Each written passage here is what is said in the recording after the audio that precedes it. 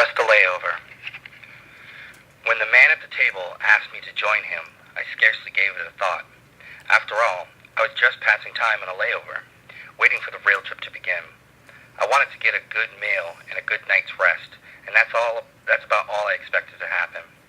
I was en route to Namibia, a sparsely populated country in southwestern Africa.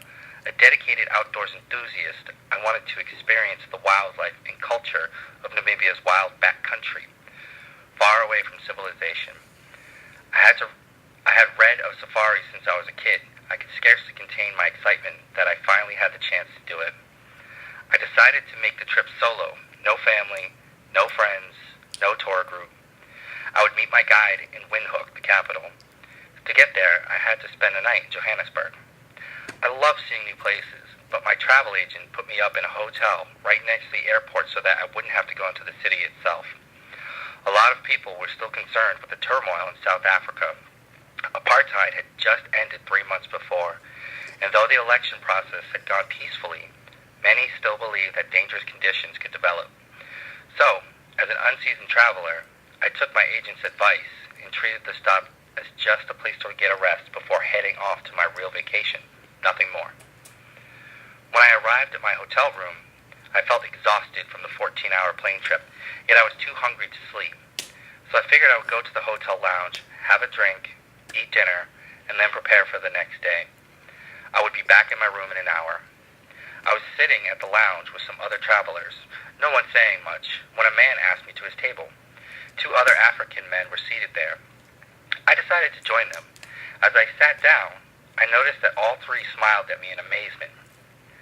I invited you on a whim. I don't know why, said the man, smiling. We really didn't think you would sit with us.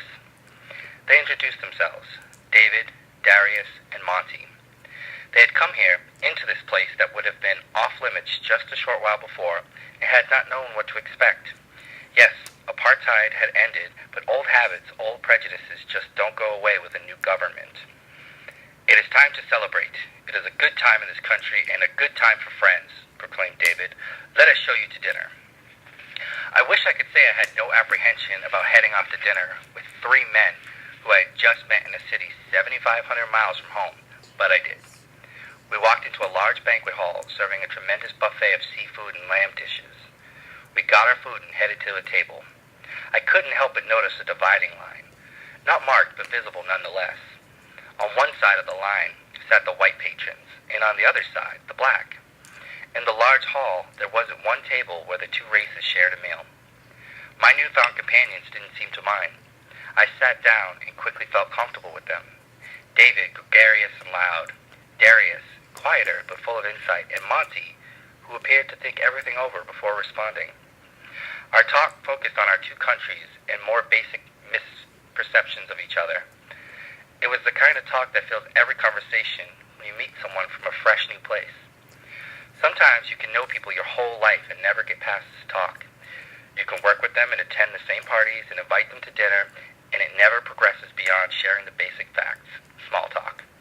But sometimes you get past the talk of this government and that popular music and move to something deeper. It happens seamlessly, as if you had always known this person, as if you'd always been friends, as if you were always meant to be friends. And so it was with these 3 men who had invited me into their group.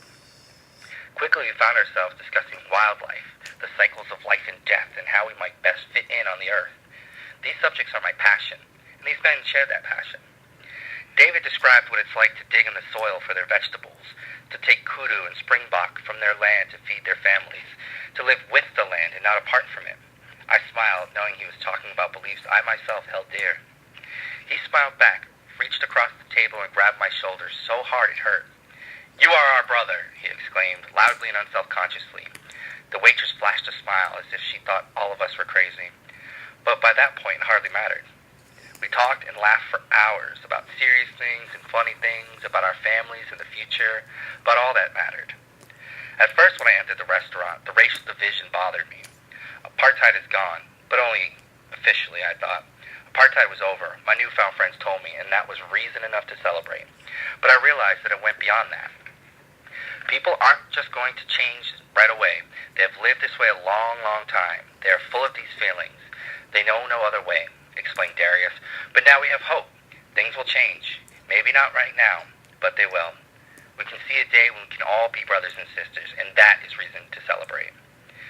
Soon we had to go our separate ways, they to their families and I to my hotel room. When I attempted to pay for the bill, David held up his hand and stopped me. As we departed, each of them hugged me, and David again grabbed me by the shoulder. No matter what, you will always be our brother. Thank you for sharing the evening and the conversation, he said. And it was just supposed to be an uneventful layover, time to pass until my big trip. I've since tried to eliminate this layover attitude, both in travel and in life.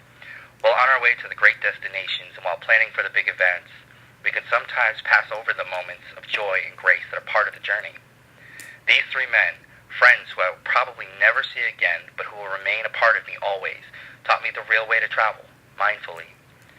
For when you travel mindfully, you never know what jewels you may discover along the way. A warm meal, a trusted friend, a newfound brother.